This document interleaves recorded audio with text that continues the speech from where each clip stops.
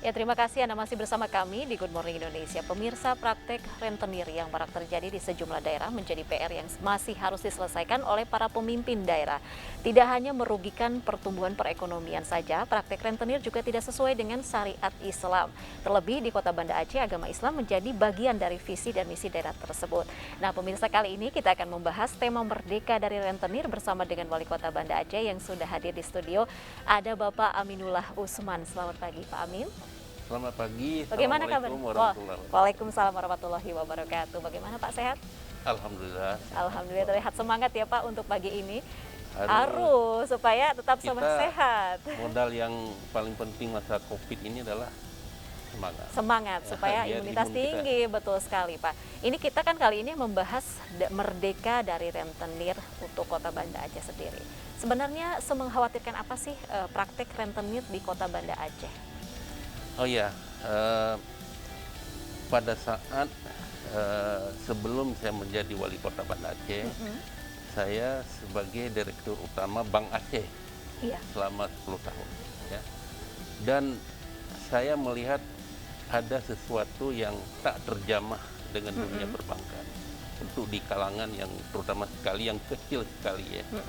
Ya, mereka-mereka yang ada di pasar, yang butuh pinjaman 500.000, 1 juta. Akhirnya ya mereka itu kan harus hidup, harus bangkit, harus ada modalnya untuk usaha. Ada rentenir ya.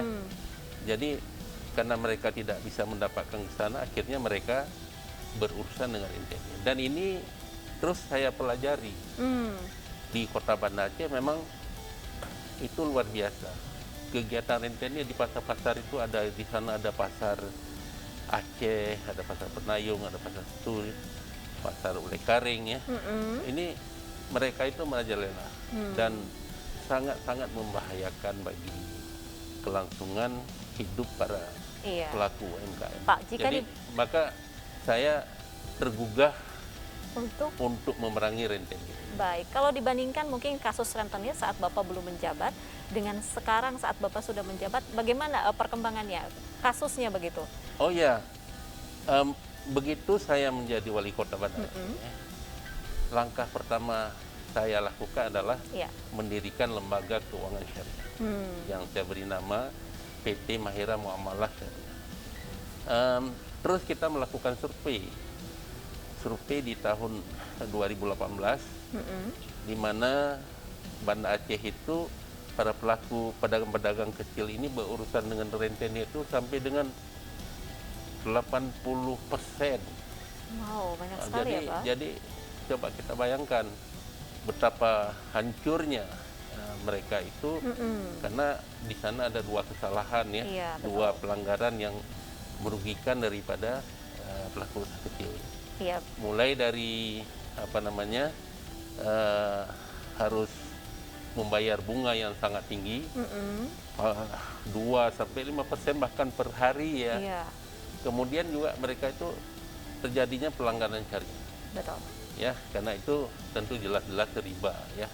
Nah, jadi dengan kami mendirikan lembaga keuangan mikro syariah di tahun 2018, terus kita kerja dan mensosialisasikan bahaya daripada bunga ya tentu yang berurusan dengan rentenir. Akhirnya kita di tahun 2020 masyarakat kita, pedagang kita itu sudah tidak lagi berurusan dengan rentenir dan sudah banyak yang berurusan dengan PT Mahira Muamalah Syariah, tinggal hanya 2% lagi. Iya, wow, luar biasa ya, jauh sekali ya. Baik, tadi kan dalam syariat Islam itu sudah jelas dilarang adanya praktek rentenir. Lalu seberapa jauh sebenarnya bahaya untuk perekonomian masyarakat itu sendiri, Pak, dari sisi praktek rentenir itu sendiri? Iya, ini visi daripada rentenir ini sebenarnya dia tidak pernah memikirkan bagaimana orang lain itu bangkit ya. Dan bahkan dia selalu berpikir bagaimana dia itu harus bayar aja, ya harus betul-betul bagi dia itu adalah ini para pelaku usaha ini adalah target. Iya, yang Dan penting orang untung miskin ya. menjadi target dari Betul. mereka. Maka saya sering mengatakan di sana visi dia itu adalah mewujudkan orang miskin sebanyak-banyaknya seperti itu. Wow. Nah, jadi maka itu salah satu ya Iya. bahaya daripada rentenir. Jadi tidak pernah dia berpikir bagaimana orang lain Iya. bangkit. Betul. Yang kedua, praktek dia itu sudah jelas bertentangan dengan syariat Islam. Sebagaimana kita maklumi, Aceh itu sudah memberlakukan syariat Islam itu sejak dari tahun 2001 ya. Dan di dalam itu, di dalam kanun itu ataupun perda ya, itu tercantum soal akidah, soal ibadah, soal syiar Islam, akhlak, Iya. kemudian pendidikan agama di sekolah ya, kemudian muamalah ya, inilah muamalah secara syariah. Jadi sudah jelas yang dilakukan oleh rentenir itu sudah tidak cocok untuk, khususnya untuk di Aceh sekarang ini memang sudah bertentangan dengan syariat Syariat Islam. Islam. Tadi kan sisanya tinggal 2% ya praktek Iya. rentenir di Banda Aceh. Kemudian juga sudah ada sosialisasi untuk bahayanya rentenir kepada masyarakat. Tapi artinya kan masih ada masyarakat yang tergoda dengan rentenir. Kira-kira kalau menurut Bapak sendiri, kenapa sih masyarakat masih tertarik menggunakan jasa rentenir ini? Iya, memang rentenir ini tidak mungkin kita bisa hapus total ya. Kadang ada orang yang takut berurusan dengan pihak Ya. lembaga keuangan ya. Nah, mungkin menganggap ini susah sekali, mungkin Iya. dia tidak siap ya. Kemudian juga mereka juga mungkin masih berpikir membutuh segera, kemudian juga tidak paham tentang Iya. bertentangan dengan syariat Islam ya, dengan ekonomi secara syariah ya, karena itu riba sebenarnya. Iya, betul. Kemudian juga kepandaian daripada si rentenir ini sendiri dalam Betul. mencari itu ya, Iya, betul. mencari sela-sela yang bisa mereka kan cari pangsa pasar juga, Iya, iya, sama betul. seperti Kita tadi berbicara mengenai kepandaian para rentenir, Pak. Apakah memang ada praktek rentenir yang mungkin berkedok seperti koperasi ataupun mungkin di tempat-tempat yang memang boleh dijelaskan lagi, tadi kan sempat dijelaskan, biar masyarakat pun ngeh gitu, bahwa di sini-sini hati-hati loh, jangan sampai Iya. terkena rentenir. Jadi praktek rentenir ini ada yang perorangan, kebanyakan itu perorangan. Ada ibu-ibu, ada nanti ini ya, yang miliki modal banyak ya. Mereka di sana itu kan mulai, karena kami sebut di sana itu ada ya rentenir ya, Ya. ada Bank 47 juga ya. Bank 47 ini juga ini untuk kalangan yang lebih besar mereka berikan karena katanya Bank 46 itu udah biasa.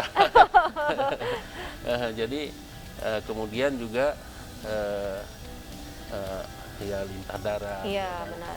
Itu karena rentenir ini sejak dari laut mungkin mengganggu petani nelayan, darat, pertanian sampai ke pegunungan. Iya, Inilah iya. kerja daripada rentenir. Dia terus mencari pangsa pasarnya. Betul sekali. Ya seperti itu. Ya, tadi kan Bapak sempat sudah membangun LKMS Mahirah Muamalah begitu. Salah satunya alasannya adalah untuk memberantas rentenir. Apakah ada latar belakang lain untuk membangun ini, Pak? Membangun Iya. muamalah tadi. Kita banyak tujuan daripada membangun PT Iya. Mahirah Muamalah Syariah.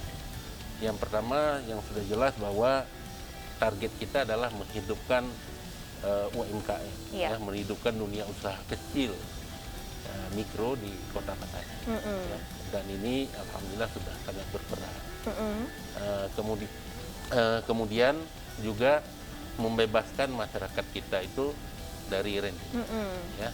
Yang ketiga adalah tentu dengan adanya lembaga ini tertampung tenaga kerja. Ya. Kemudian juga di samping itu untuk meningkatkan PAD bagi Kota Makassar. Ya kan nanti ada labanya. Labanya kan dibagi jatuh ke PAD Kota Makassar.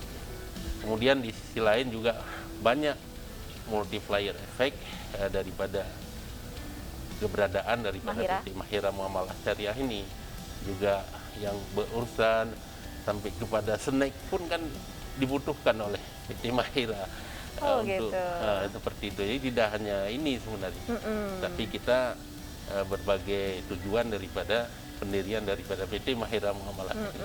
Tapi ini tentu saja dibutuhkan mengubah ya pola pikir daripada masyarakat Banda Aceh sendiri untuk menggunakan tadi jasa Mahira Muamalah. Bagaimana sebenarnya strategi dari Mahira Muamalah sendiri gitu untuk menggait masyarakat?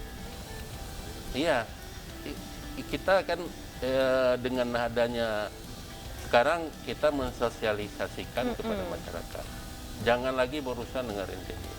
Terus masyarakat bertanya sama wali kota, terus kami mau kemana?